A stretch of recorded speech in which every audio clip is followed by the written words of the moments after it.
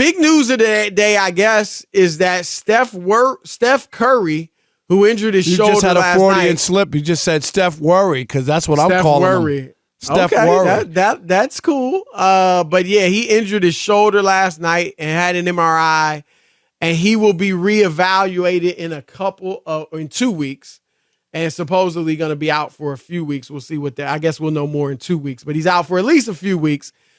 And he's been phenomenal all year long. I mean, he's playing like an MVP.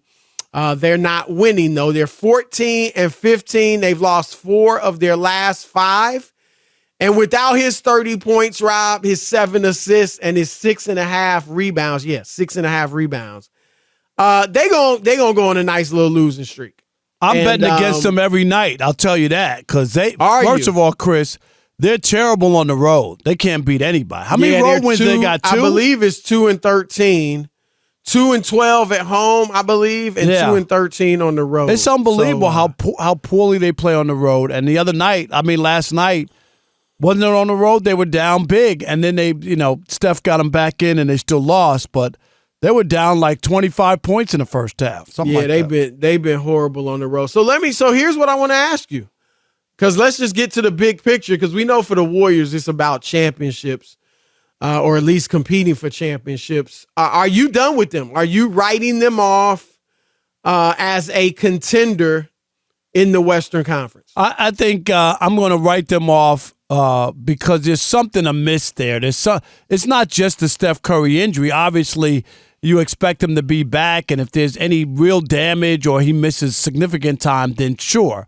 Right. But the team, Chris, we're about to turn the calendar into January. There's no reason, right, that they should be 2-13 on the road. Like, there's something wrong with the Warriors. I'm sorry. Everybody's healthy up until now. There's nobody missing significant time. Steph is playing. Clay's had some big games. Draymond's in there doing his regular thing, even if it's 1 point and 9 rebounds and 4 blocks or whatever. He's averaging 8, 6 turnovers, 7, and 6. How many turnovers? Is that 6? Did you count in the triple-double? 2.5. Okay, 2.5. Feels like 6. But you get my point, is that they have their pieces. And the young guys who we thought, Chris, after last year's championship run, that would maybe, take the next step. That hasn't happened. So am I concerned about the Warriors? Yes.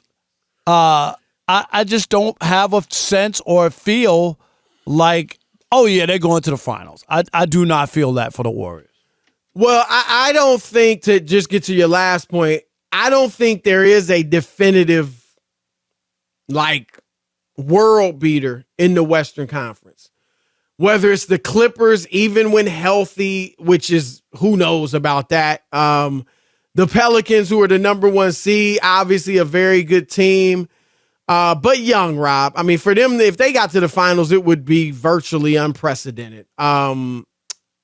Dallas is a one-man show, and it's showing in their record. I don't even believe they're in the play-in now. They're not consistent, Chris. You don't know what you get with them from. Well, what you get is Luka all day, all night. But they don't win. They're the 9th seed right now. They're 14. But they don't win on a consistent basis. No, they're a half game ahead of the 10th seeded Warriors. Memphis young. Memphis is a team that, if they're healthy, they could be the best team in the West. Denver's what it is. Portland's playing well, but I don't think they can win the conference.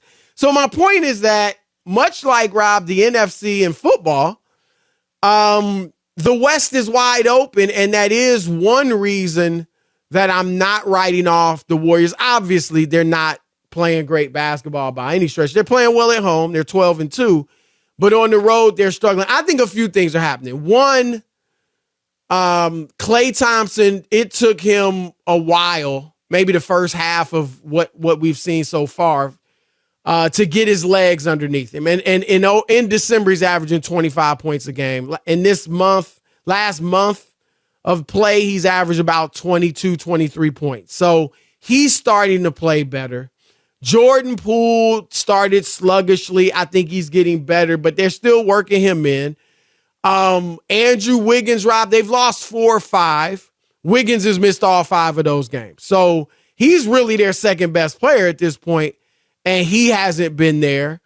And then I think Kuminga's been playing better of late. Not great, not what we expected, but he's starting to play better, and they're starting to feel more comfortable giving him regular minutes. So I think, Rob, that they will. I'm not saying they're definitely winning the West at this point, but I definitely think they're going to be a team that is in the mix and ready to battle come playoff time. And I'm certainly not counting them out. Because, Rob, I look at the West. Is there a team, when you look at the standings, and again, right now, Memphis is probably the best team in the West, just the fact that they're playing well, they're winning, and they've got more experience than a Memphis team that is really young with Brandon Ingram and Zion, and CJ McCollum has some experience, but they haven't gone as far as Memphis. But is there a team you look at and you're like, Warriors don't have a chance against them? No, I don't see one out there. It's not that. I don't feel that way for sure. They don't have a chance. Right. But there's something else there with that team, and it might be the Draymond punch, that they're fractured. We really don't know how much damage was really done, but there's something that doesn't make – Chris, I'm not saying they need to be 13-2 on the road. 500 on the road. They're awful. No, I mean, if they were to keep this, I would expect this to turn around. It has to. But if they were to keep this up on the road, like say they essentially are playing like this on the road by the time the playoffs start, then I don't know how you could believe in them. But I would expect that to turn around. I'll give you that. But and the Draymond punch, look, you're right. We don't know. I mean, they look fine on the court as far as their body language from what I've seen. As far as their interactions, but you don't know, right? We might not know until there's a book written in the future. You know what I mean? Right. We might not know how much that has affected them or not. But bottom line is I'm not writing them off as a legitimate contender in the West.